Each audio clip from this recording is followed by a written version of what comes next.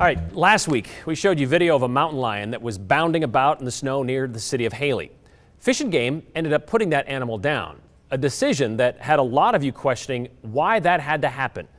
We thought that was a good question to ask Idaho's Department of Fish and Game, so we did. And we took along one of the questions from one of our viewers. Why did they put the cougar down? He was here first. He would have gone back home. Don't kill beautiful wildlife. They will be gone one day, and then the humans will be sorry. This is from Rebecca, by the way. As one of the best things about Idaho is the wildlife. Leave them be.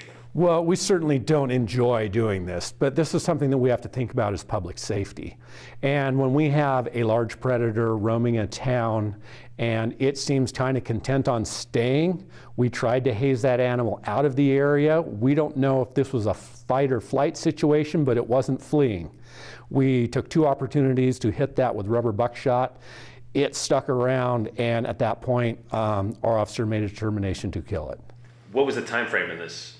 This all happens pretty fast. We get reports of these things. They go out and track those things down, and he has to make a determination on the ground. And that was the determination that was made, and we believe it was the right call. That animal was in nearly about a half mile from two different schools. It was in the middle of daylight, wherein cats don't normally roam. And so this was a situation where a person on the ground had to make a decision, and like I say, he made the right one. So in a situation like this, and this happens frequently in Idaho. Yes. We're kind of encroaching and moving out into territories that were once inhabited only by animals. Yeah. How do you guys approach that? We know that there's going to be interactions with wildlife coming into towns, near homes, things like that. Most of the situations you never hear about. We get a report, we have an animal that's just wandering through, it's doing what we want it to do, it's going back into the wild, no harm, no foul. We let those go, and that happens pretty frequently. But when we have public safety situations, we have to address those, and we have to think about those in the bigger picture than the life of one animal.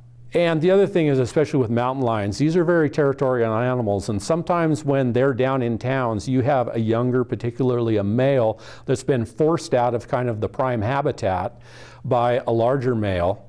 And so we never know if we take it up in the woods and let it go, what's going to happen to that animal, whether we're just dumping it right into a larger male's territory or whether it's going to turn around and be a problem to somebody else. And typically we can't take that risk. Phillips said there are thousands of healthy mountain lions around Idaho, and there have been more than 70 reported sightings in the Wood River Valley alone just this winter. Of those, only 2 have been put down. Phillips told me using a tranquilizer dart takes a team to come together, and that takes time, something they don't always have with a big cat like last week. It's not the same situation as, say, a moose trapped in a backyard. The dart is also filled with a controlled substance, so they have to be very careful with how and when they use it. And sometimes just waiting it out is an option, like what they did last summer with a bear that was spotted in southeast Boise. They watched it for 3 nights before he just walked back into the mountains, never to be heard from again. Most times, it's exactly what happens.